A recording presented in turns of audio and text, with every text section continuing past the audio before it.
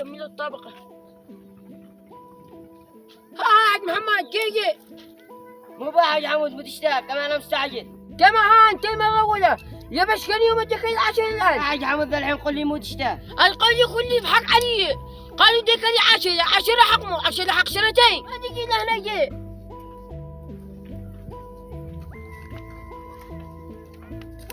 القاضي كل بحق علي.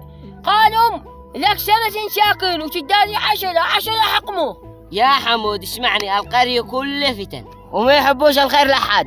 وبعدين أنا كلمك إن البيت مسكو وأنا مهدد.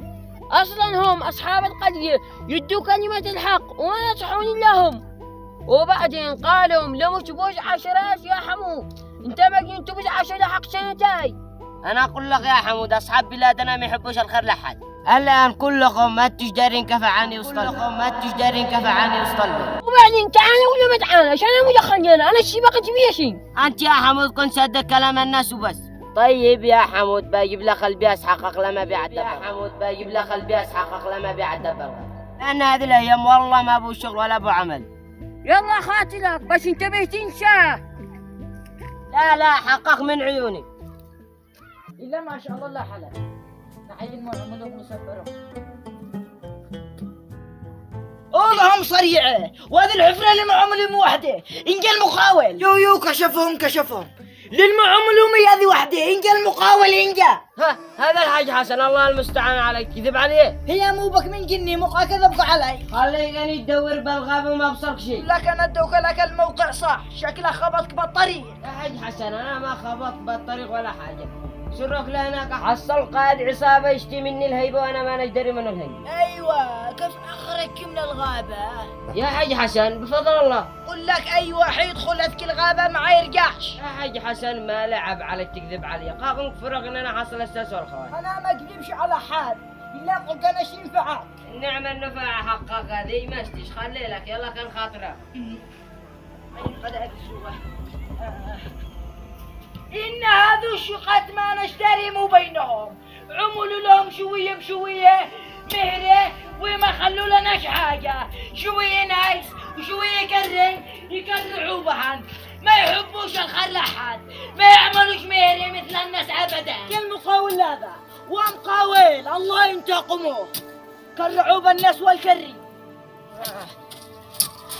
حرمنا الناس جمعة عباق انتم تعملوا لايك واشتراك ولا مشاهدة على هذه من راسه.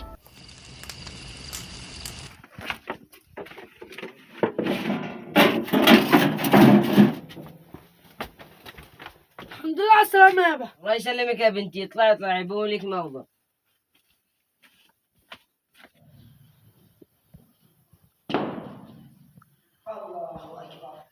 الله أكبر سمع الله أكبر.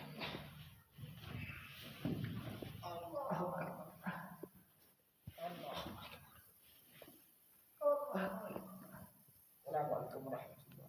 السلام عليكم ورحمة الله. أستغفر الله اللهم السلام.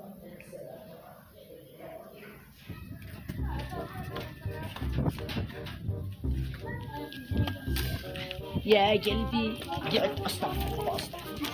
هذا عبد الخالق. السلام عليكم. وعليكم السلام. عبد الخالق شحمي ولحمه. كيف العمل هذه الايام؟ العمل هذه الايام يا حق حسن والله انه ضايع. بس بيني وبينك يا عبد الخالق والله انك انا فاقد لك يا عبد الخالق. نتفي بين الشمس لك صريع الناس يدفوا بالنهار. يلا هي يا ابا مو حافعك قابضني مشبوقه معاك كثر مشقني. ما افعلك يا بنتي بصرك رجال ملخثه وقال يشتي مني الهيبه. ما عادكش بشيء والله ما انا داري منه الهيبه. يا ابا لما يطلب الهيبه صرت خير لنا. مشكله يا بنتي ما اناش عارف منه الهيبه. الحين يا ابا ما بوشي استعلم بالغريب من الهيبه. أنت فاقد لي من قلبك لا فاقد للفتن يا حق حسن بيني أنا ونايف عادك تذكر.